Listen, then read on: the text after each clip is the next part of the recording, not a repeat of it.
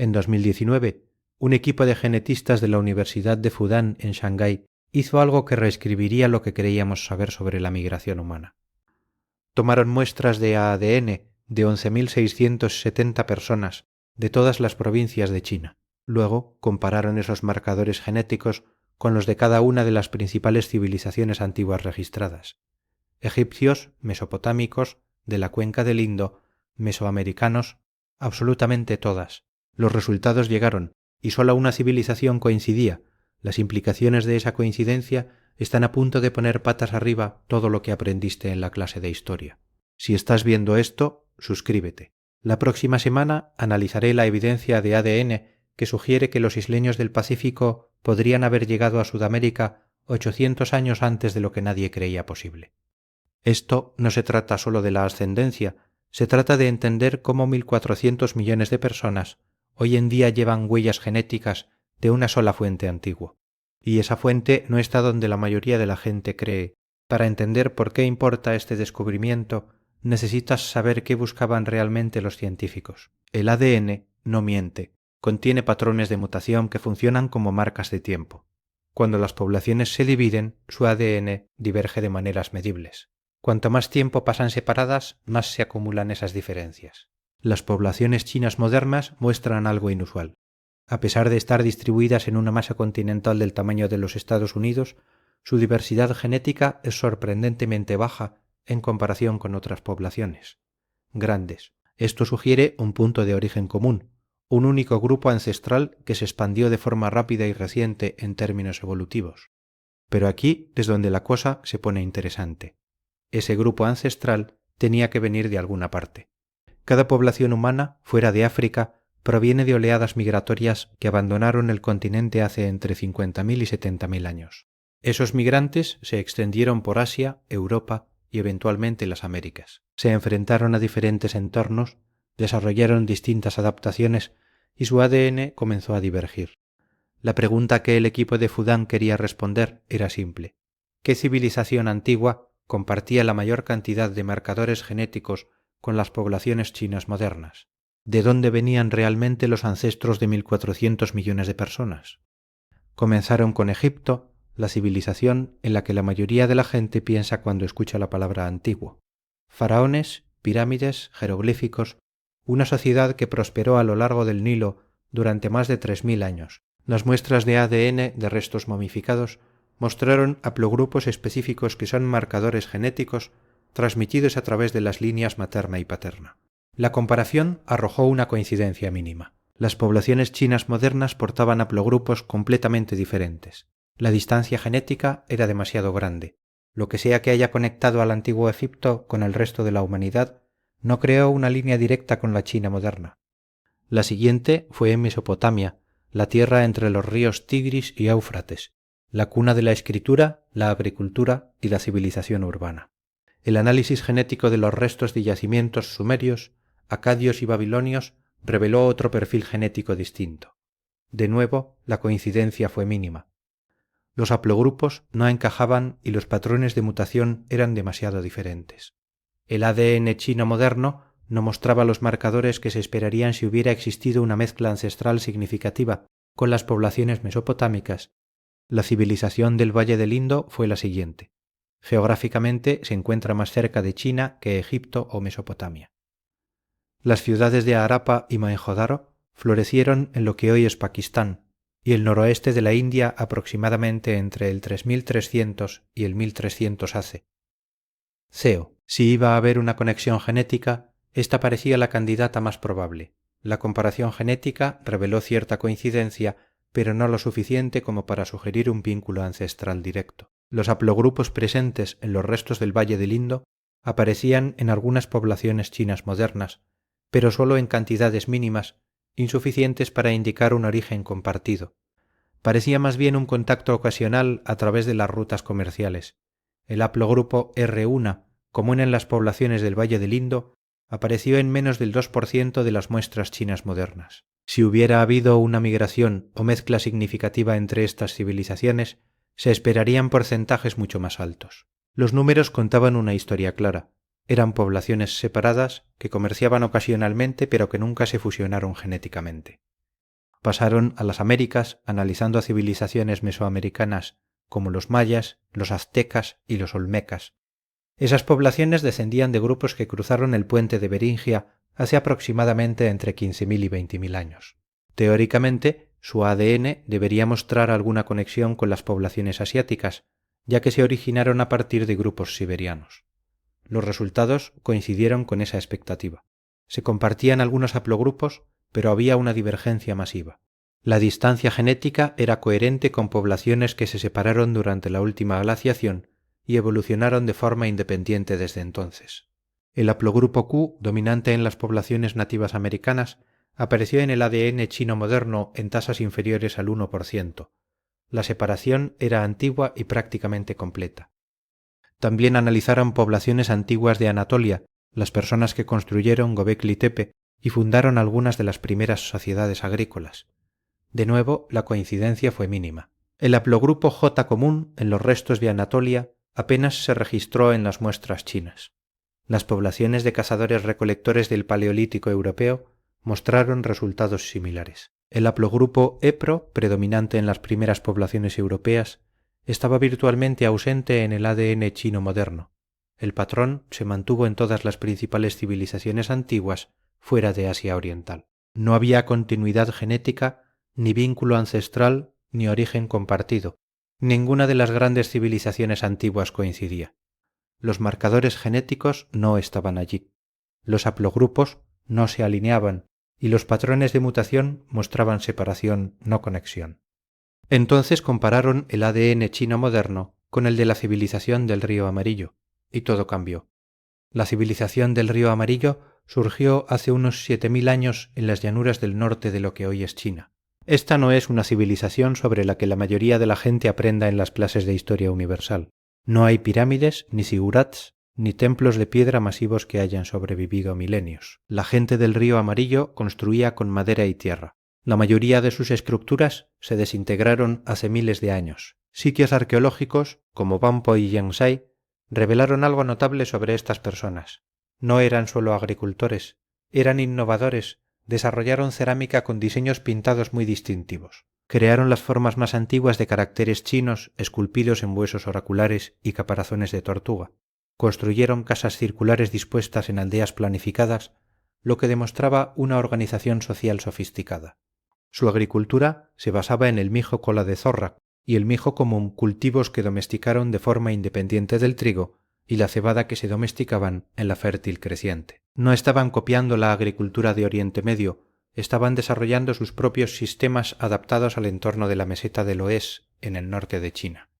Pero su ADN no se desintegró, y cuando el equipo de Fudan comparó los marcadores genéticos de los yacimientos arqueológicos del Río Amarillo con las poblaciones chinas modernas, la coincidencia fue innegable. El haplogrupo O3 del cromosoma Y, el más común en las poblaciones chinas modernas, apareció en más del 60% de los restos del Río Amarillo. Los haplogrupos M y D de LED de la ADN mitocondrial, transmitidos por línea materna, coincidieron en proporciones similares.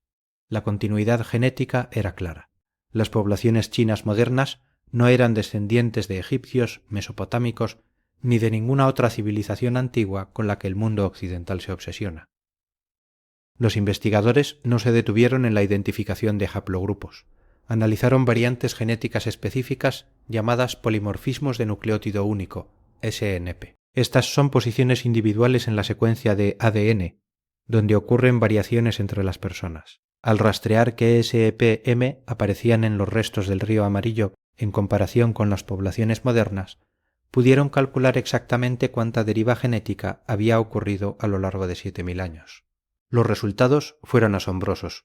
La deriva genética era mínima. Ciertos SNP asociados con la intolerancia a la lactosa, comunes en las poblaciones del Río Amarillo, aparecían en tasas casi idénticas en las poblaciones modernas del norte de China. Los ENSP, relacionados con la textura del cabello, la forma de los ojos y la pigmentación de la piel, también coincidían. No eran solo los haplogrupos, eran los detalles genéticos más precisos. Los chinos modernos eran descendientes directos de la gente del Río Amarillo.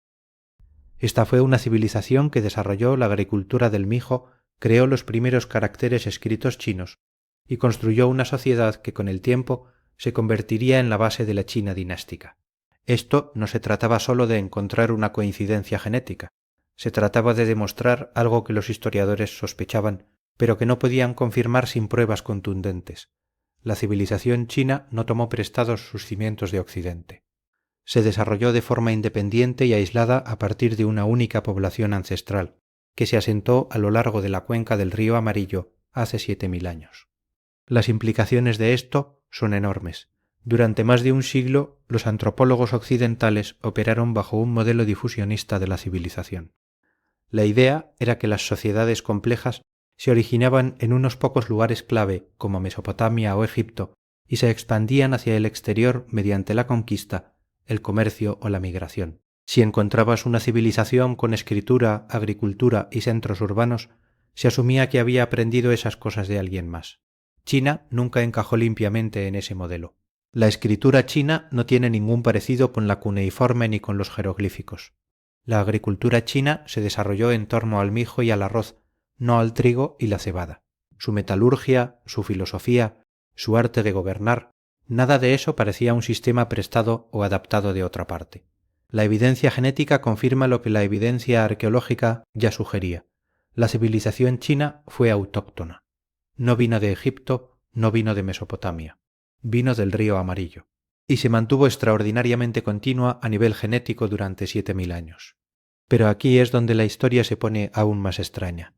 La gente del río Amarillo no se quedó sentada en un solo lugar durante 7000 años. Se expandieron agresivamente y los datos genéticos muestran exactamente cómo ocurrió esa expansión.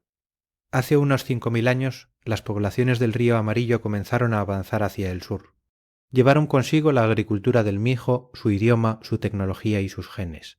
Cuando llegaron a la cuenca del río Yangtze, se encontraron con una población diferente, agricultores de arroz que habían estado viviendo allí durante miles de años. Estas poblaciones del sur tenían su propio perfil genético, sus propios haplogrupos y su propia ascendencia distintiva. Los cultivadores de arroz del Yangtze portaban diferentes haplogrupos mitocondriales, particularmente variantes de los haplogrupos B y F, que eran raros en las poblaciones del río Amarillo. Sus haplogrupos del cromosoma y también mostraban patrones diferentes. El haplogrupo O1 común en las poblaciones del sur aparecía en proporciones mucho más bajas en el norte. Estos no eran grupos tribales dispersos. La civilización del río Yangtze había estado cultivando arroz durante al menos 8000 años. Yacimientos, como Emudo, muestran una sofisticada agricultura de arroz inundado, casas sobre pilotes construidas sobre el agua y tradiciones de tallado de jade que eran claramente sureñas. Tenían su propio camino de desarrollo, completamente separado de la gente del río Amarillo. Los datos genéticos muestran lo que sucedió después: matrimonios mixtos, fusión.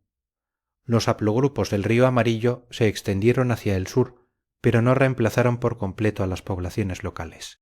En su lugar se generó este perfil genético mezclado que se observa hoy en las poblaciones modernas del sur de China. Una ascendencia predominantemente del río Amarillo, con una mezcla significativa de los agricultores de arroz originales del Yangtze. Las tasas de mezcla varían según la región. Las poblaciones de Zhejiang y Fujian, justo en el corazón de la antigua zona arrocera del Yangtze, muestran entre un 25% y un 30% de ascendencia de las poblaciones del sur, originales. Más al norte, en Jiangsu y Anhui, la mezcla cae a entre un 15% y un 20%. El gradiente es claro: cuanto más cerca estás del núcleo del río Amarillo, mayor es la ascendencia de esa región. Pero incluso en el extremo sur, la ascendencia del río Amarillo predomina. Las poblaciones de Guangdong y Guangxi muestran entre un 70% y un 75% de ascendencia del río Amarillo, a pesar de estar a más de 1000 kilómetros de los sitios originales. La expansión fue profunda y persistente. Este mismo patrón vuelve a aparecer cuando las poblaciones del río Amarillo se expandieron hacia el oeste, en lo que hoy es Sichuan y el Tíbet. Los marcadores genéticos aparecen en las poblaciones tibetanas, pero están mezclados con haplogrupos de las tierras altas que ya estaban presentes. La expansión fue real, pero no fue un reemplazo total, fue una integración. Las poblaciones tibetanas muestran algo único. Portan los haplogrupos del río Amarillo, pero también variantes genéticas relacionadas con la adaptación a la gran altitud, que no aparecen en las poblaciones chinas de las tierras bajas, las variantes en el gen EPAS1 que ayuda con el procesamiento del oxígeno a elevadas altitudes, aparecen con una frecuencia del 80% en los tibetanos, pero están virtualmente ausentes en las poblaciones Han. Esto nos dice que cuando las poblaciones del río Amarillo se trasladaron a la meseta tibetana, se mezclaron con grupos que habían estado viviendo a gran altitud durante miles de años. Esos grupos de las tierras altas aportaron adaptaciones genéticas cruciales que permitieron a la población mixta prosperar por encima de los 4000 metros. Sin esa mezcla, la expansión en el Tíbet podría no haber tenido éxito. Hace 3000 años, el perfil genético de las personas que se convertirían en los chinos ya estaba prácticamente definido. Era una ascendencia del río Amarillo con distintos grados de mezcla con las poblaciones del sur y del oeste. Esa firma genética se ha mantenido notablemente estable desde entonces, y esa estabilidad es lo que hace que el estudio de Fudan sea tan importante. Cuando los científicos comparan el ADN chino moderno con el ADN antiguo de hace 2000,300 o incluso 5000 años, la continuidad es evidente. Los mismos haplogrupos, los mismos patrones de mutación, los mismos marcadores genéticos. Los investigadores analizaron el ADN de tumbas de la dinastía Han que datan de hace 2000 años. Los perfiles genéticos coincidían casi exactamente con las poblaciones modernas del norte de China. Analizaron restos de la dinastía Shang de hace 3200 años y obtuvieron el mismo resultado. La firma genética se mantuvo estable a través de dinastías, guerras y revueltas políticas. Compara eso con Europa. Las poblaciones europeas muestran una agitación genética masiva durante el mismo periodo.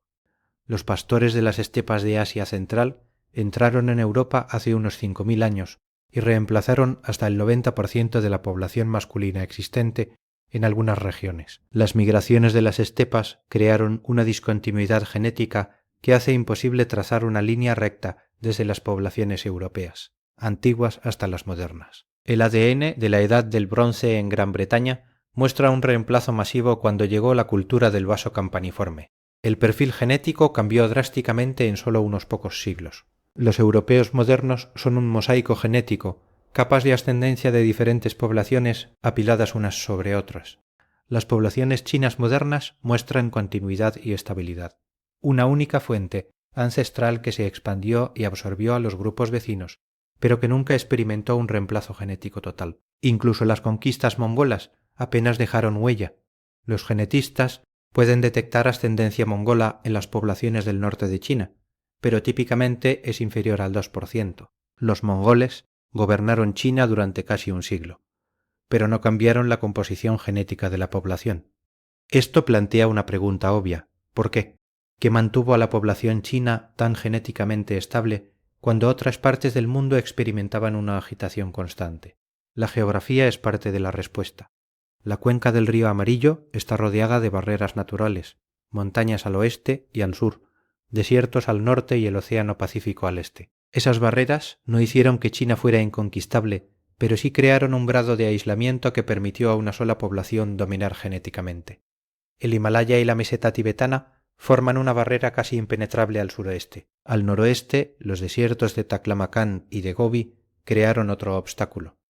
Las montañas del suroeste de China son extremadamente abruptas, lo que hacía casi imposibles las migraciones a gran escala. Estas barreras geográficas significaron que las poblaciones del río Amarillo se expandieron principalmente a lo largo de los valles de los ríos y los corredores de las tierras bajas donde la agricultura era viable. Las invasiones que sí ocurrieron provinieron de regiones vecinas que ya habían experimentado cierta mezcla genética con las poblaciones del norte de China. La agricultura fue otro factor clave.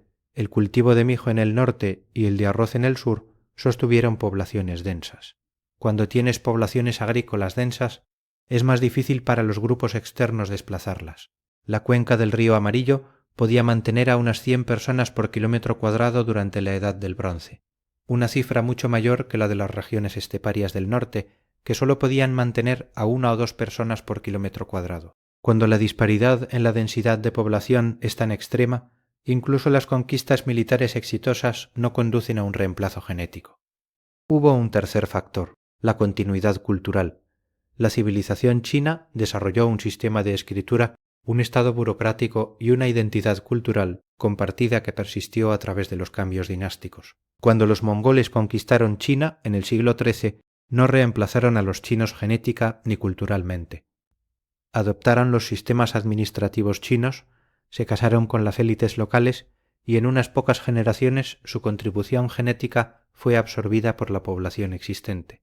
El sistema de exámenes imperiales seleccionaba a los funcionarios del gobierno basándose en el conocimiento de los textos confucianos, lo que creó fuertes incentivos para que las élites no adoptaran la cultura china. Los aristócratas mongoles y manchúes que querían participar en la gobernanza tenían que aprender chino, dominar los textos clásicos y volverse esencialmente chinos a nivel cultural. Sus hijos se casaron con familias Han y su identidad genética distintiva desapareció en unas pocas generaciones. El sistema de escritura también jugó un papel crucial. Los caracteres chinos se mantuvieron consistentes incluso cuando los dialectos hablados divergieron. Una persona del norte de China y otra del sur podían no entenderse al hablar, pero podían comunicarse por escrito. Esto creó una cultura alfabetizada compartida que trascendió las diferencias regionales y reforzó una identidad común. Lo mismo ocurrió con la conquista manchú en el siglo XVII.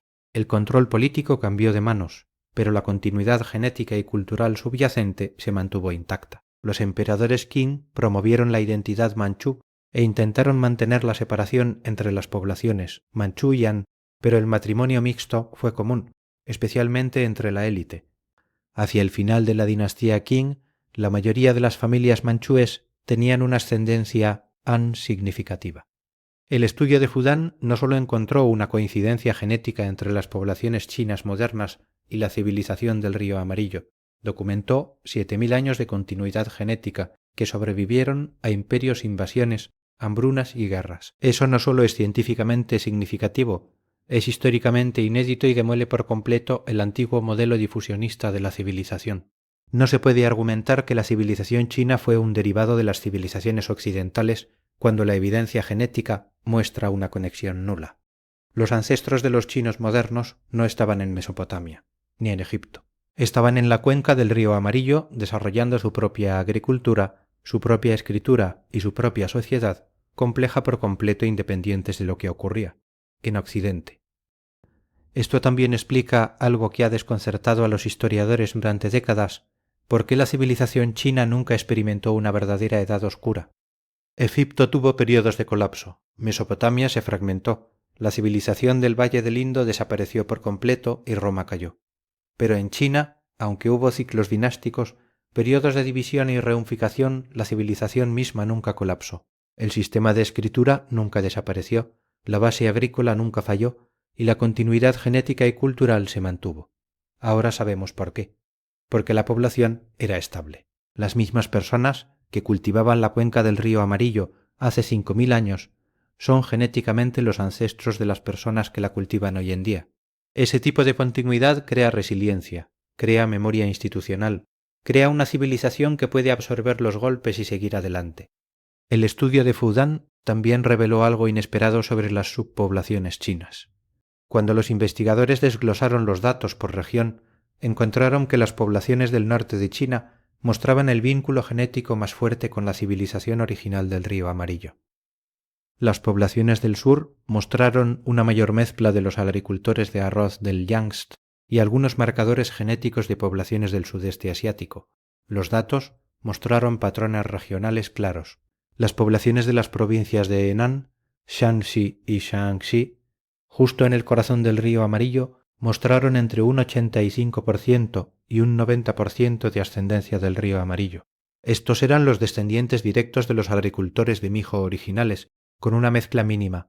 Al avanzar hacia el sur, a Hunan, Hubei y Jiangxi, la ascendencia del río Amarillo cae a entre un 70% y un 75%. El 25% o 30% restante proviene de los agricultores de arroz del Yangtze y de poblaciones del sur más antiguas. Las poblaciones del oeste, particularmente en Sichuan y cerca de la meseta tibetana, mostraron mezclas de los grupos de las tierras altas. Las poblaciones de Sichuan muestran alrededor de un 75% de ascendencia del río Amarillo, un 15% de grupos de las tierras altas tibetanas y un 10% de poblaciones del suroeste, más antiguas. Pero en todos los casos, la firma genética del río Amarillo fue dominante. Era la base con la que todo lo demás se mezclaba. Esto tiene implicaciones en cómo pensamos sobre la identidad china. La idea de una etnia china monolítica es un constructo político y cultural, pero genéticamente es más exacto pensar en la identidad como un espectro. Una ascendencia central del río Amarillo, con distintos grados de mezcla regional según la geografía y la historia. Pero incluso con esa variación, la continuidad genética es sorprendente. Una persona del norte de China y una del sur tendrán más similitudes genéticas entre sí que una persona del norte de Europa con una del sur de Europa. Así es como se ven 7000 años de estabilidad genética relativa. Y esto no se limita solo a las personas que viven en China hoy en día. Las poblaciones de la diáspora china que emigraron al sudeste asiático, Taiwán y otras regiones a lo largo de los siglos portan los mismos marcadores genéticos. La firma del río Amarillo aparece en las comunidades chinas de ultramar en todo el mundo. Es un hilo conductor genético que conecta a 1.400 millones de personas con una única fuente ancestral. El estudio también abrió nuevas preguntas. Si la civilización del río Amarillo fue la única fuente ancestral para las poblaciones chinas modernas, ¿qué pasó con las otras poblaciones que vivían en la región antes de hace 7000 años? Los datos genéticos sugieren que fueron absorbidas. La expansión del río Amarillo no exterminó a las poblaciones anteriores, las integró. Matrimonios mixtos, asimilación cultural, mezcla genética. A lo largo de miles de años, la firma genética del río Amarillo se volvió dominante, pero aún existen rastros de esas poblaciones anteriores en el ADN de los chinos, modernos. Esto es diferente de lo que ocurrió en Europa, donde las migraciones de las estepas parecen haber reemplazado por completo a las poblaciones anteriores en algunas regiones. En China, la expansión fue más lenta, más gradual y más integradora. El estudio de Fudan ha sido replicado y ampliado por otros equipos de investigación desde 2019. Cada nuevo estudio confirma el mismo hallazgo básico. Las poblaciones chinas modernas se remontan a la civilización del río Amarillo con un aporte genético mínimo de otras civilizaciones antiguas. Esto tiene implicaciones que van más allá de comprender la historia. De China cambia la forma en que pensamos sobre la migración humana y el desarrollo de las civilizaciones. Demuestra que múltiples sociedades complejas pueden desarrollarse de manera independiente y en aislamiento sin tomar prestado de una única fuente civilizatoria. También muestra que la continuidad genética a lo largo de miles de años es posible bajo las condiciones adecuadas. La geografía, la agricultura y la resiliencia cultural pueden crear poblaciones que permanecen genéticamente estables, incluso mientras los imperios se elevan y caen a su alrededor. Así que cuando los científicos compararon el ADN chino con el de cada civilización antigua registrada, solo una coincidió, no debido a un gran accidente histórico, sino porque la civilización china se desarrolló en su lugar a partir de una única población ancestral y mantuvo esa continuidad genética durante 7000 años. Eso no es solo un descubrimiento científico, es un replanteamiento completo de cómo entendemos una de las civilizaciones continuas más antiguas del mundo. El ADN no miente. Los ancestros de 1.400 millones de personas cultivaban mijo a lo largo del río Amarillo hace 7000 años, y sus descendientes siguen allí hoy en día. Si llegaste hasta aquí, por favor suscríbete. La próxima semana analizaré la evidencia de ADN de las momias de la cuenca de Tarim y explicaré por qué sus rasgos europeos en medio del oeste de China tienen a los genetistas replanteándose por completo las antiguas rutas migratorias.